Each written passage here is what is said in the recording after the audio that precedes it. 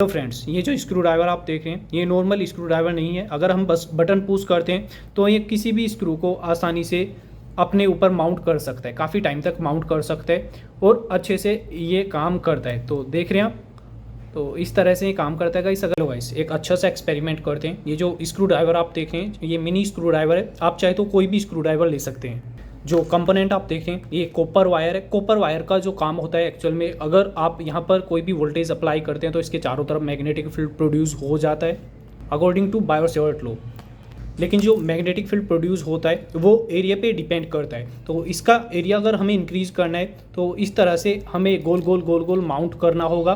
काफ़ी अच्छे से ये आपको माउंट कर लेना है और ध्यान रहे कि कोई भी माउंटिंग एक दूसरे के ऊपर ना हो जाए। तो इस तरह से आपको ये माउंट कर देना है। तो और अच्छे से आपको माउंट करना है गाइस।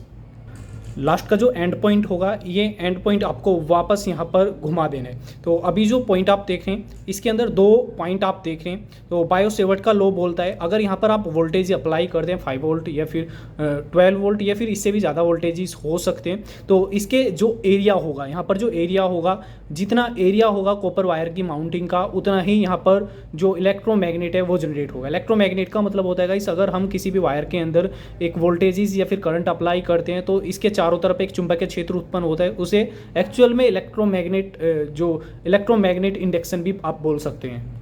कोयल सही से काम कर रहा है या फिर नहीं कर रहा है, इसी इंडिकेशन को शो कराने के लिए हमने एक एलईडी लिया है जिसके अंदर आप देख रहे हैं 100 ओम का रेजिस्टेंस हमने पॉजिटिव साइड कनेक्ट कर दिया है और ये नेगेटिव साइड आप देख सकते हैं। तो कोयल के जो दोनों वायर हैं इन वायर के थ्रू ही आपको ये माउंटिंग कर देनी है, काफ़ी अच्छे से आपको माउंटिंग कर देनी है।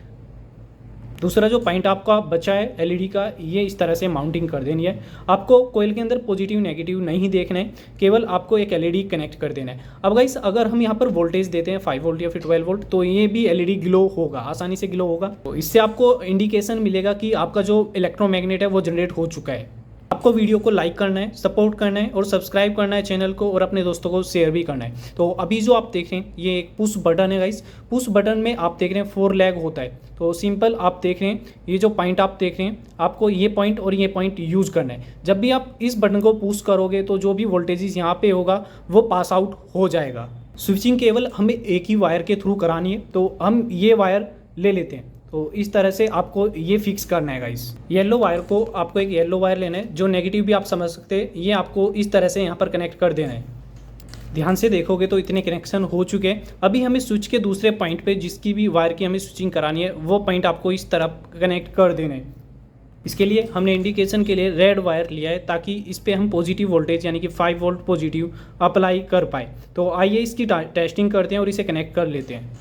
तो अगर फिनिशिंग की बात करें तो कुछ इस तरह की लुकिंग होगी इस स्क्रू ड्राइवर की। तो अभी आपका जो गैजेट है वो कंप्लीट हो चुका है। तो इसे टेस्ट करते हैं। टेस्ट करने के लिए हमने 5 वोल्ट लिया है। आप चाहे तो डायरेक्टली बैटरी, इसके लिए हमने एक स्क्रू लिया है। ये जो स्क्रू आप देख रहे हैं ये आयरन का एक स्क्रू है नॉर्मल। और अभी जो आप देख रहे हैं ये हमारा गैजेट है। तो गैजेट के अंदर जो पॉजिटिव वायर है वो पॉजिटिव वायर हम सप्लाई के पॉजिटिव वायर के अंदर कनेक्ट करते हैं। अभी यहाँ पर हम 5 वोल्ट अप्लाई कर रहे हैं। आप चाहे तो 3.7 वोल्ट भी यहाँ पर दे सकते हैं, उसके बाद भी ये अच्छे से काम करता है। तो यहाँ पर हमने नेगेटिव भी कनेक्ट कर दिया है। तो अभी इसके एक्सपेरिमेंट इस पर कर लेते हैं। तो यहाँ पर आपको ध्यान देना है, इंडिकेशन के लिए एक एलईडी है गाइस।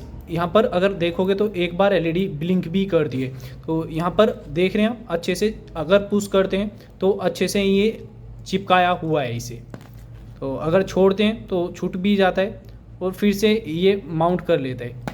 तो कुछ टाइम के लिए इसमें इलेक्ट्रोमैग्नेट की वजह से यहाँ पर मैग्नेट प्रोड्यूस हो जाता है, जिसकी वजह से ये काफ़ी टाइम तक काम भी करता है। नॉर्मली ये काम भी करता है। तो अगर हमें आप देखोगे तो ध्यान से काफ़ी अच्छे से ये माउंट कर रहा है इस स्क्रू को। Thank you for watching.